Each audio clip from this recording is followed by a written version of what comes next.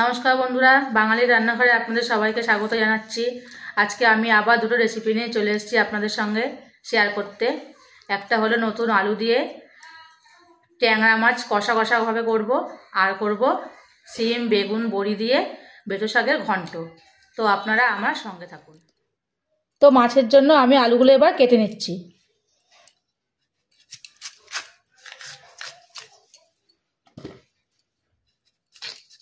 আলুগুলো একটু বড় বড় করে কাটবো।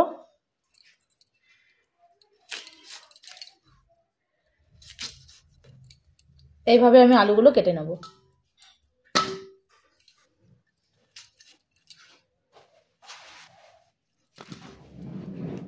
এবার কেটে নেব পেঁয়াজটা। ট্যাংরা মাছ রান্না করার জন্য আমি নিয়ে নিয়েছি কিছুটা পরিমাণ ট্যাংরা মাছ, ফ্রিজে রাখা ছিল। আর আলু তো আপনাদেরকে আমি আগেই দেখিয়েছি। এভাবে আমি আলুটা কেটে নিয়েছি, আর কেটে নিয়েছি পেঁয়াজ কুচি, টমেটো কুচি। আর ট্যাংরা মাছের মশলা হিসাবে আমি ব্যবহার করব গোটা জিরে, আদা কুচি, রসুন কুচি, শুকনো লঙ্কা, কাঁচা লঙ্কা গোটা, আর কিছুটা পরিমাণ গোটা গরম মশলা। এবার আমি লবণ আর হলুদ মাখিয়ে নেব।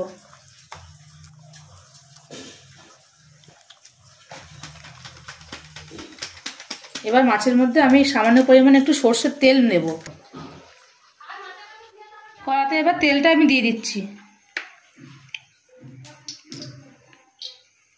মাছের মধ্যে লবণ হলুদ আর তেলটা আমি ভালো করে মাখিয়ে নিয়েছি। এবার তেলটা গরম হয়ে গেছে কড়াতে। এবার গরম তেলের মধ্যে আমি মাছগুলো একে একে ভেজে নেব। মাছের মধ্যে তেলটা মাখিয়ে নিলে পরে কি হয়,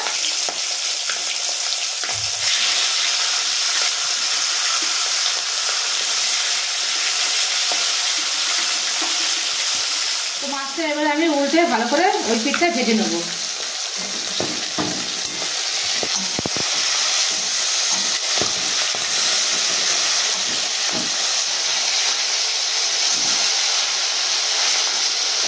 পিঠটা ভালো করে ভাজা হোক, তারপর আমি মাছগুলোকে তুলে নেব।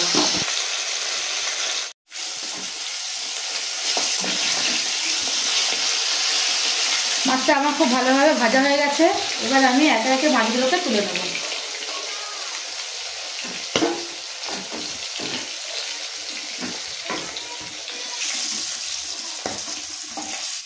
মাছগুলো আমার খুব ভালোভাবে ভাজা হয়ে গেছে। এবার আমি তেলের মধ্যে জিরে তেজপাতা ফোড়ন দিয়ে দেবো।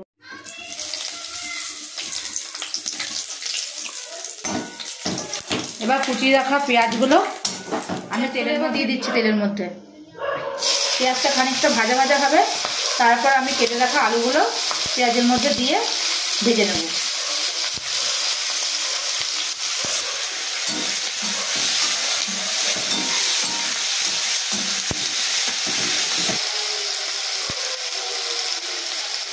বন্ধুরা, পেঁয়াজটা আমার অল্প একটু ভাজা হয়ে গেছে। এবার আমি আলুগুলো পেঁয়াজের মধ্যে দিয়ে দেবো।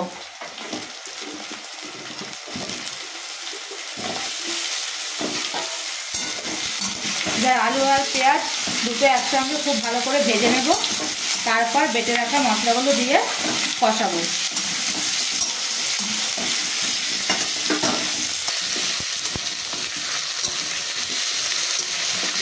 আলু আর পেঁয়াজ খুব ভালো করে ভাজা হয়ে গেছে। এবার আমি বেটে রাখা মশলাটা আলুর মধ্যে দিয়ে দেবো। টমেটোটা একসঙ্গে দিয়ে দিলাম। এবার আমি ভালো করে কষাবো।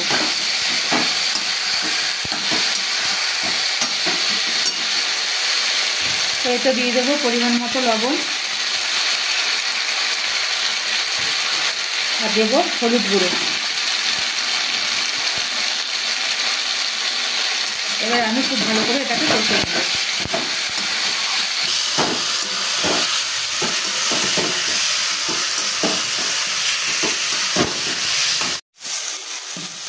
আলু পেঁয়াজ মশলা খুব একসঙ্গে ভালোভাবে আমার কষানো হয়ে গেছে। এবার আমি পরিমাণ মতন জলটা দিয়ে দেবো।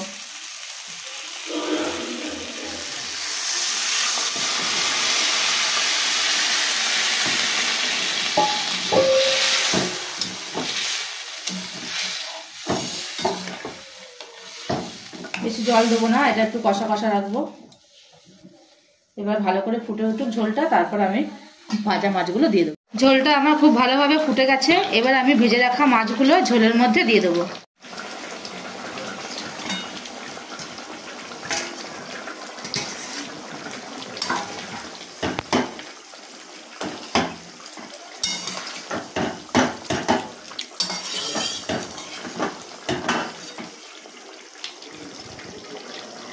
মাছটা দিয়ে ঝোলটা খানিকক্ষণ ফুটুক, তারপরে আমি নামিয়ে দেবো। তো দেখুন বন্ধুরা, মাছের ঝোলটা আমার খুব ভালোভাবে ফুটে গেছে। এবার আমি এটাকে নামিয়ে নেব। আলুগুলো খুব ভালোভাবে সেদ্ধ হয়ে গেছে।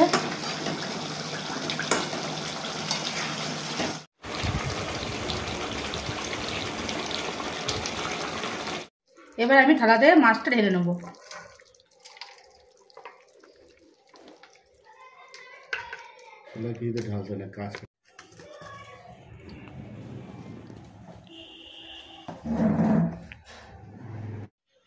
মাছের ঝোলটা আমার হয়ে গেছে। এবার পরের রেসিপি বেতো শাকের ঘন্টটা। আমি কিছুটা পরিমাণ বেতো শাক ভালো করে ধুয়ে বেছে কেটে নিয়েছি। আর নিয়েছি বেতো শাকে দেওয়ার জন্য কিছুটা পরিমাণ বেগুন কুচি, আর সামান্য একটু সিম ছিল ঘরে, ওইটুকুনি দিয়ে দিয়েছি। কড়াই আমার গরম হয়ে গেছে। এবার আমি শাকটা করার জন্য কড়াতে তেলটা দিয়ে দিচ্ছি।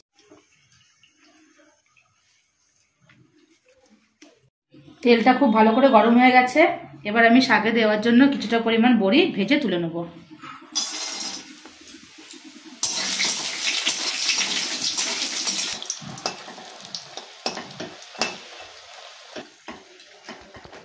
বড়িটা ভাজা হয়ে গেছে। এবার আমি বড়িটা তুলে নিচ্ছি। তো এবার শীত পড়ার পর থেকে শাকটা খুব বেশি খাওয়া হয়নি, যার জন্য কালকে পেয়েছি নিয়ে নিয়েছিলাম। তো আজকে ভাবলাম আজকেই করে ফেলি, নাহলে আবার শুকিয়ে যাবে। টাটকা শাক খেতে একটা। তেলের মধ্যে সিমটা বেগুনটা আমি ভেজে তুলে নেব।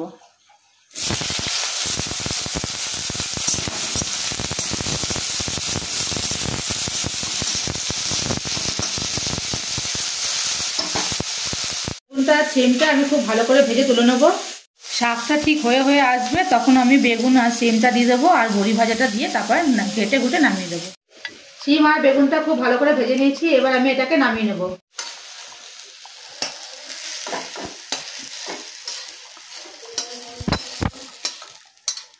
এবার কড়াইয়ের মধ্যে আমি তেল দিয়ে, গরম কড়াইয়ে আমি খানিকটা তেল দিয়ে নেব। দিয়ে কালো জিরে শুকনো লঙ্কা ফোড়ন দিয়ে দেবো।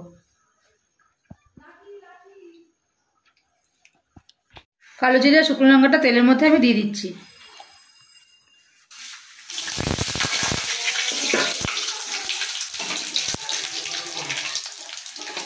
আমি তেলের মধ্যে দিয়ে দিচ্ছি।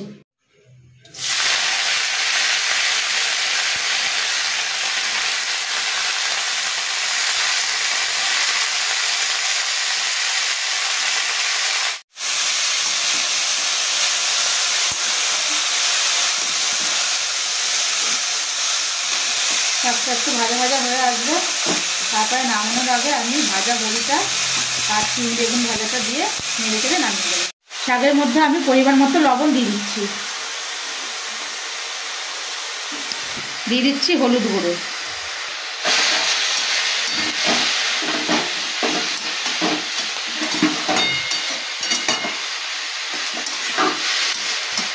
শাকটা এবার মরে যাবে, লবণটা দিয়ে দিলাম।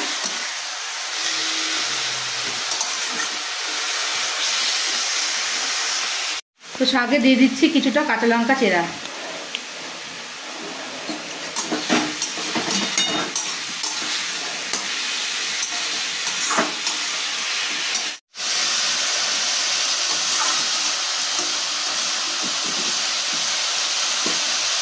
শাকের মধ্যে বড়ি ভাজাটা দেওয়ার আগে আমি একটু হাত দিয়ে গুঁড়ো গুঁড়ো করে নেব।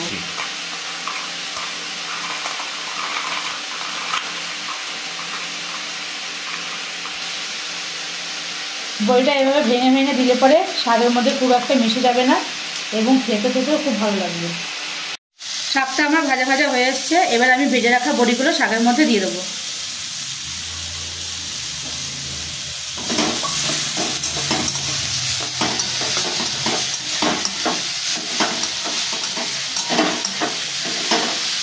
এবার দিয়ে দেবো ভেজে রাখা বেগুন আর সিমটা।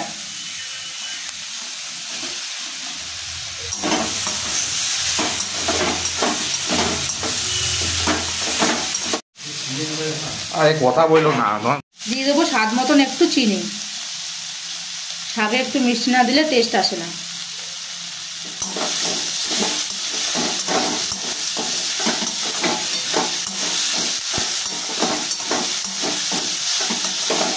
এবার শাকটা আমার হয়ে গেছে, এবার আমি এটাকে নামিয়ে নেব। শাকটা এবার আমি নামিয়ে নেব।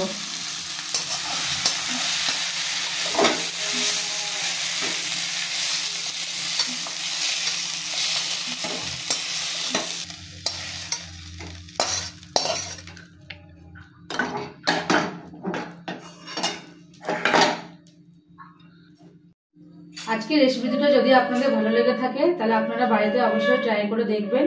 আশা করছি ভালোই লাগবে। আর আমার চ্যানেলটিকে বেশি করে লাইক, কমেন্ট, শেয়ার করবেন এবং সাবস্ক্রাইব করে আমার পাশে থাকবেন। নমস্কার।